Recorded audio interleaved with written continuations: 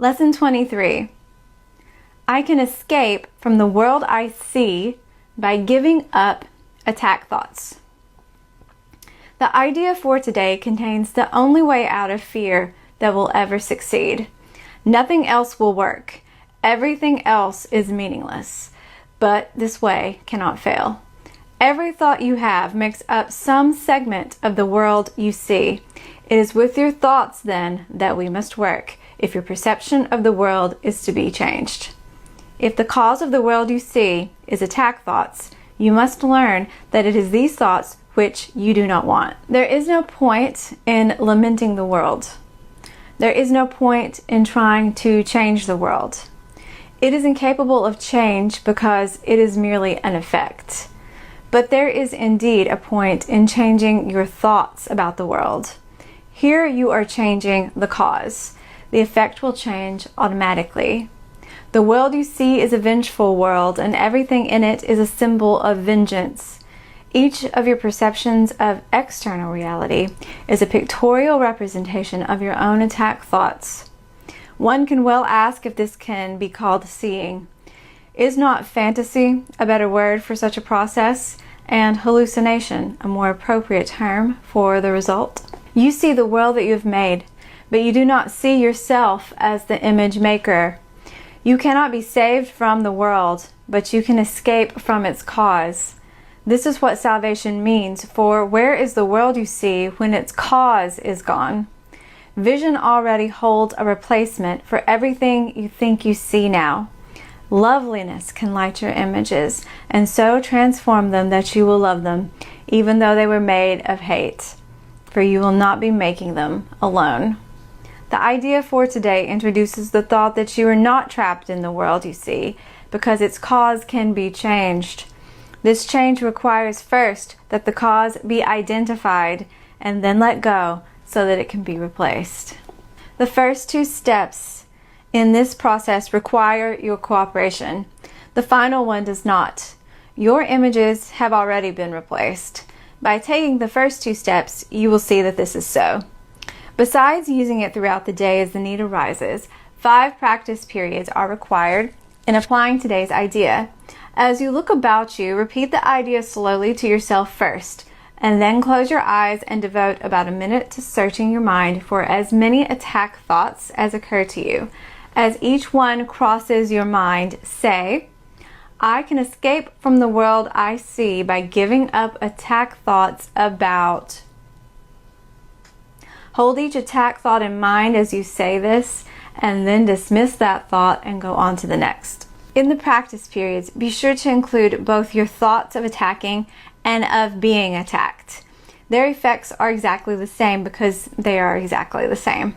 You do not recognize this as yet, and you're asked at this time only to treat them as the same in today's practice periods.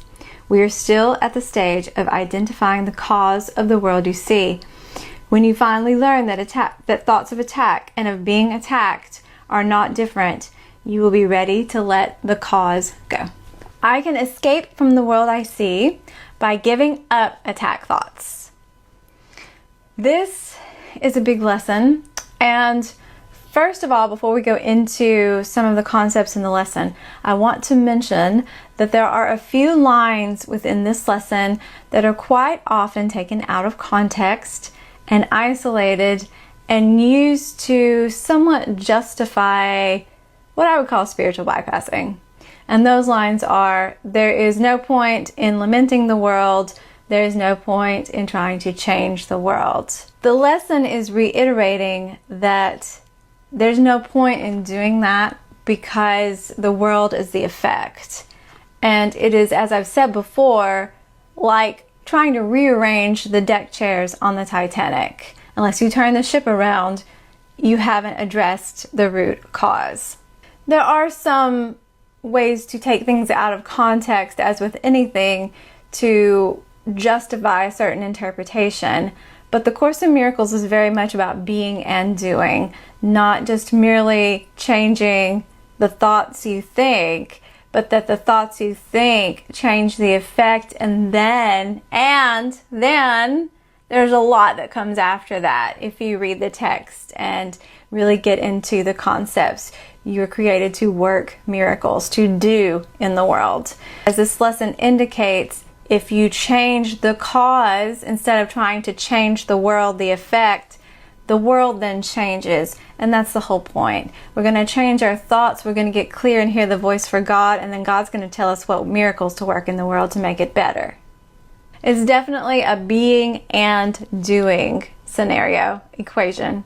So that's enough of that. I get fired up about that. But those two lines are so often taken out of context and evidence proven to make a different interpretation. But if you read the Course in Miracles, it definitely goes beyond that.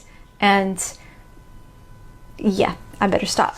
Sometimes, as we all know, holding on hurts more and is more painful than simply letting go. I'm sure we've all seen that meme or picture of a hand holding tightly to a rope, and the hand is red and irritated. And then the next picture underneath is the hand releasing the rope and instant relief, right? We think that pain is caused, the source of our pain is other people, their behavior, and the world we see, the world outside of us.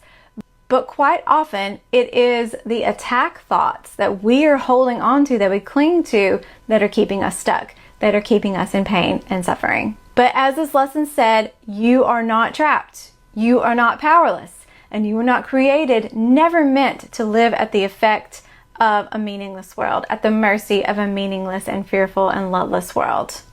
That's not who you are. A Course in Miracles teaches that salvation begins when we begin to think that there might be a better way, that salvation isn't something external. It is an internal shift in our thinking and perception from fear and being at the effect to love and being in power and control, because we get to decide how we see, how we're looking at a situation, and that is the power position. Letting go isn't about condoning or erasing the past. It's realizing the past is over.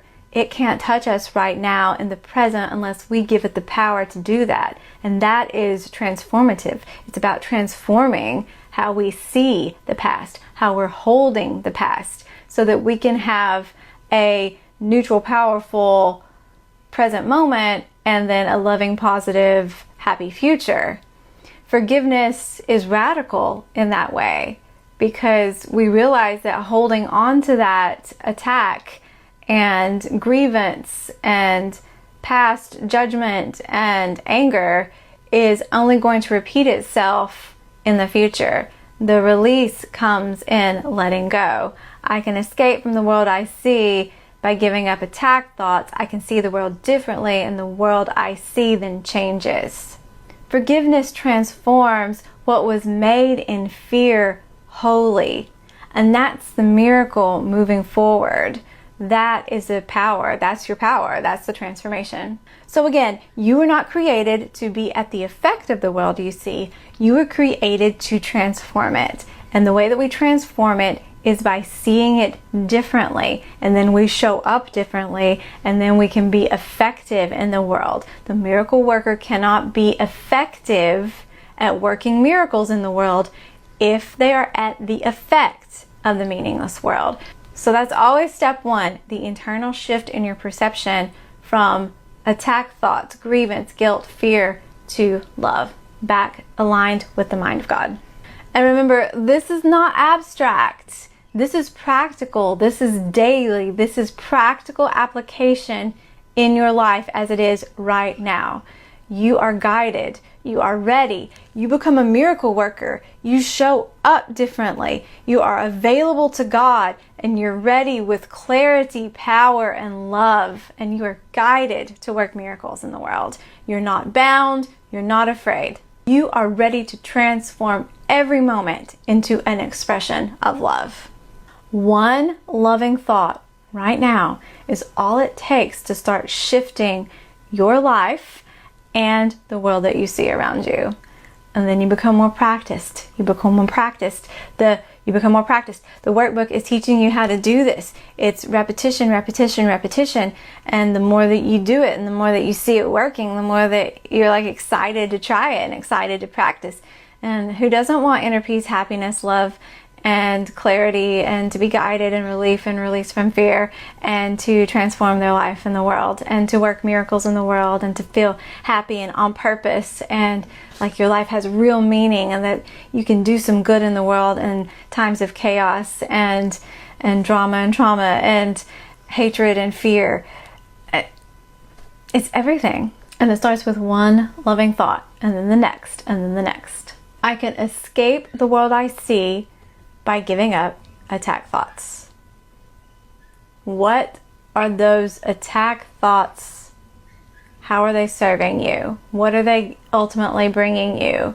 Because if you looked deep enough, you would see that they're keeping you stuck. They are keeping you bound. They're keeping you trapped. And the release from that is forgiveness. It's realizing you can start anew. That letting go of holding on so tightly to the things that don't serve you creates the space for the miraculous. We're going to love fiercely. We're going to move powerfully and guided within the world. And it all starts with letting go of the thoughts that no longer serve us. They never did, but we're finally realizing they really are in the way. They are barriers to us becoming the powerful miracle workers, turning fear into fire, turning fear into love that we were created to be. And the world so needs us because there's so much work to do. So keep doing the lessons, and I will see you tomorrow.